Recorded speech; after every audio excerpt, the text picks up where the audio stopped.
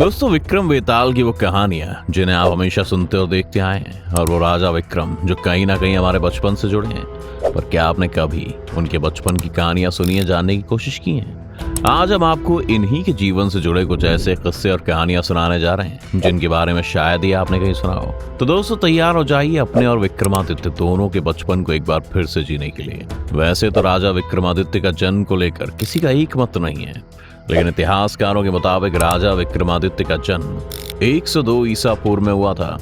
राजा विक्रमादित्य के पिता का नाम गंधर्व सेन था, जो कि नावो वाहन के बेटे थे। राजा विक्रमादित्य की गिनती ऐसे राजाओं में की जाती है जिन्होंने कभी भी अपने राज्य की जनता को दुखी नहीं रहने दिया, क्योंकि वो हमेशा अपने राज्य में न्याय व्यवस्था कायम रखने के लिए हर तरह कोशिश किया करते थे। महाराज विक्रमादित्य अपनी जनता के दुख और परेशानी को जानने के लिए कई बार अलग अलग वेश धारण कर अपने राज्य में घूमने जाते थे। उस दौरान उन्हें अपने राज्य में जो भी लोग परेशान नजर आते थे, उनकी परेशानियों को वो दूर करते थे। ऐसा कहा जाता है कि महाराजा विक्रमादित्य ने राजा बनने के बाद लगभग 100 सालों तक राज किया और हिंदू लोगों को दुष्ट शासकों के अत्याचार से मुक्त कराया। महेश्वरासुरी नाम के एक जैन साधु के मुताबिक महाराजा विक्रमादित्य के पिता कन्नेधर्व सेन ने अपनी शक्तियों का गलत तरीके से इस्तेमाल करके सरस्वती नाम की एक सन्यासिनी औरत को किडनैप कर लिया। किडनैप हो जाने के बाद सन्यासिनी सरस्वती का भाई शक शासकों के पास पहुंचा और उनसे मदद मांगी, जिसके बाद शक शासकों ने गर्दभिल के साम्राज्य पर आक्रमण कर दिया और युद्ध में उसे हरा दिया और उस औरत को छुड़ा लिया।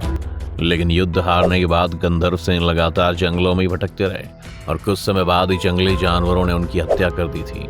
बस इस घटना के बाद से ही महाराज विक्रमादित्य ने शक शासकों से इसी बात का बदला लेने की कसम खा ली थी। ऐसा कहा जाता है कि शक राजाओं ने अपनी शक्ति के बल पर भारत के उत्तर पश्चिमी हिस्से पर कब्जा करना शुरू कर दिया था और वो हिंदुओं पर अत्याचार करने और उन्हें मारने लगे थे। ऐसा माना जाता है कि तब ही हिंदुओं को शकों के अत्याचार से मुक्ति दिलाने और अपने पिता की मौत का बदला लेने के लिए राजा विक्रमादित्य ने शक शासकों पर आक्रमण कर दिया था और करूर नाम की जगह पर कई शक शासकों की हत्या कर दी थी। यही कारण था कि कई ज्योतिषी और उनके राज्य की प्रजा ने उन्हें शकरी नाम की उपाधि दी थी।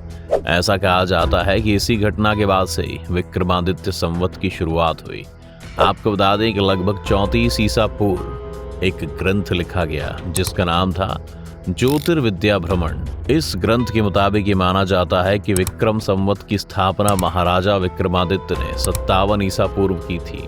इसलिए महाराजा विक्रमादित्य को विक्रम संवत का ओरिजिनेटर माना जाता है। राजा विक्रमादित्य के लिए ऐसा कहा जाता है कि राजा विक्रमादित्य इतने पराक्रमी थे कि उन्होंने रोम के राजा जूलियस सीजर को भी हराया था। रोम के इतिहासकार लिखते हैं कि उस समय रोम में समुद्र की तरफ से एक ऐसी सेना की आंधी उठी थी जिसे हम रोक ना सके थे और उस ताकतवर सेना ने हमारे राजा को किडनैप कर लिया था। कुछ ग्रंथों और पुराणों के मुताबिक राजा विक्रमादित्य को काफी सारी दिव्य शक्तियां भी मिली हुई थी। जैसा कि हमने बताया कि राजा विक्रमादित्य के न्यायप्रिय राजा थे और उनकी इसी अच्छाई को देखते हुए एक बार देवेंद्र ने उन्हें स्वर्ग में बुलाया था। राजा विक्रमादित्य के स्वर्ग में जाने के बाद इंद्र ने अपनी सभा में 2 नृत्यांगनाओं यानी डांसिंग गर्ल्स को बुलाया था, जिनका नाम रंभा और उर्वशी था। जब दोनों ने राजा और देव इंद्र के सामने डांस किया तो उनके डांस के दौरान ही इंद्र ने महाराजा विक्रमादित्य से पूछा कि उन्हें कौन सी नर्तकी ज्यादा अच्छी लगी। इस पर महाराजा विक्रमादित्य ने रंभा और उर्वशी दोनों की परीक्षा लेने की सोची। महाराजा विक्रमादित्य ने दोनों को एक एक फूल का गुच्छा दिया और दोनों गुच्छों पर एक बिच्छू रखवा दिया। दोनों अप्सराओं को बिना फूल के गुच्छे को हिलाए डुलाए डांस करना था ताकि बिच्छू ना हिले, लेकिन रंभा को डांस करते वक्त बिच्छू ने काट लिया। लेकिन उर्वशी ने इस दौरान अपना बैलेंस बनाते हुए काफी अच्छा डांस किया था। अपने बैलेंसिंग डांस की वजह से फूल पर बैठे बिच्छू को उर्वशी ने किसी भी तरह से तकलीफ नहीं होने दी और इस वजह से पूरे डांस के दौरान बिच्छू उर्वशी के फूल के गुच्छे पर बैठा रहा। ऐसा कहा जाता है कि उस दौरान महाराजा विक्रमादित्य उर्वशी की खूबसूरती पर फिदा हो गए थे। महाराजा विक्रमादित्य और उर्वशी के इस अट्रैक्शन को कई कवियों ने अपनी कविताओं में भी दिखाया है, जैसे कि रामधारी सिंह दिनकर ने विक्रम उर्वशी नाम के ग्रंथ की रचना की है, जिसमें उन्होंने महाराजा विक्रमादित्य और उर्वशी के बीच में प्यार और अट्रैक्शन के बारे में लिखा है। जिस तरह से राजा विक्रमादित्य ने उर्वशी और रंभा के साथ न्याय किया, ये देखकर देवेंद्र बहुत खुश हुए और उन्होंने राजा विक्रमादित्य को 32 बोलने की मूर्तियां गिफ्ट की, जिनके आधार पर सिंहासन बतीसी नीति कथा का कलेक्शन हुआ। इसके साथ ही महाराजा विक्रमादित्य अपनी बेताल पचीसी के लिए भी काफी ज्यादा फेमस है। इस कहानी में बोतल के बारे में बताया गया है। ऐसा कहा जाता है कि एक साधु की सलाह पर महाराजा विक्रमादित्य ने एक बेताल को पेड़ से उतारकर अपने कंधे पर बिठा लिया। महाराजा विक्रमादित्य के कंधे पर बैठकर बेताल ने उन्हें श्राप दिया कि अगर उन्होंने उसके किसी भी सवाल का जवाब गलत दिया तो उनका सर धड़ से अलग कर दिया जाएगा। ऐसा कहने के बाद बेताल ने उन्हें कई सारी कहानियां बताई थी और हर कहानी के आखिर में बेताल महाराजा विक्रमादित्य से उनका फाइनल जुडिशियल डिसीजन पूछा करते थे। इस बेताल पचीसी में बेताल द्वारा पूछी गई ऐसी 25 कहानियां इकट्ठी की गई हैं। वैसे तो राजा विक्रमादित्य खुद भी बहुत पराक्रमी थे। उनके दरबार में ऐसे 9 लोग थे जो कि काफी समझदार और विद्वान थे। उन्हें राजा विक्रमादित्य का नवरत्न कहा जाता था।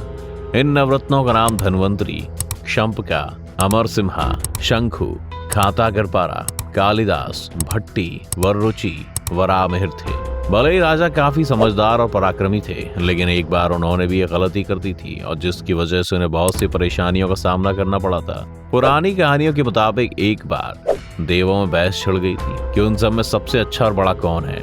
इस सवाल को जानने के लिए सभी देवता देवेंद्र के पास गए थे, क्योंकि देवेंद्र पहले ही राजा विक्रमादित्य से मिल चुके थे। इसीलिए तब देवता इंद्र ने सभी देवों से कहा कि पृथ्वी लोक में उज्जैनी नाम का एक शहर है, वहां के राजा विक्रमादित्य न्याय करने में बहुत ज्ञानी माने जाते हैं। वो तुरंत ही दूध का दूध और पानी का पानी कर देते हैं। तब सभी देवता इंद्र की बात मानते हुए राजा विक्रमादित्य के पास आए। तो इस बात का फैसला करने के लिए विक्रमादित्य ने अलग अलग धातुओं यानी कि मेटल्स जैसे सोना, तांबा, कांस्य, इन सब के आसन बनवाए और सभी को एक के बाद एक रखने को कहा। फिर सभी देवताओं को बैठने को कहा। उसके बाद राजा ने कहा, फैसला हो गया, जो सबसे आगे बैठे हैं वे सबसे ज्यादा बेस्ट हैं। इस हिसाब से शनिदेव सबसे पीछे बैठे थे। राजा की बात सुनकर शनिदेव बहुत नाराज हो गए और उन्होंने राजा को बोला, तुमने मेरा घोर अपमान किया है, जिसका दंड तुम्हें जरूर भुगतना पड़ेगा। उसके बाद शनिदेव सहित सभी देवता वहां से चले गए, लेकिन शनिदेव अपने अपमान को नहीं भूल पाए।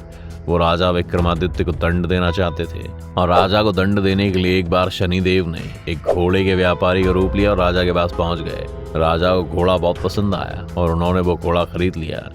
पर जब वो उस पर सवार हुए तो घोड़ा तेजी से भागने लगा और राजा को घने जंगल में गिराकर भाग गया। अब राजा विक्रमादित्य जंगल में अकेले भूखे प्यासे भटकते भटकते एक शहर में जा पहुंचे। वहां जब एक सेठ ने राजा की हालत देखी तो उसे राजा पर बहुत दया आई और वो उन्हें अपने घर ले गया। उसी दिन सेठ को अपने बिजनेस में काफी मुनाफा हुआ। उसको लगा कि राजा मेरे लिए बहुत भाग्यशाली है, लेकिन कुछ समय बाद ही सेठ के घर में एक सोने का हार गायब हो गया। सेठ को लगा कि हार राजा विक्रमादित्य ने चुराया है। उस समय सेठ ने राजा विक्रमादित्य की शिकायत राजा से की और राजा ने विक्रमादित्य के हाथ पैर काटने की सजा सुना दी थी और उनके हाथ पैर को काट कर एक चौराहे पर बैठा दिया गया। एक दिन उधर से एक तेली गुजरा। उसने जब विक्रमादित्य की हालत देखी तो उससे बहुत दुख हुआ और वो उन्हें अपने घर ले आया। वहीं कुछ समय बाद एक दिन राजा विक्रमादित्य एक गाना गा रहे थे और उसी रास्ते से उस शहर की राजकुमारी जा रही थी।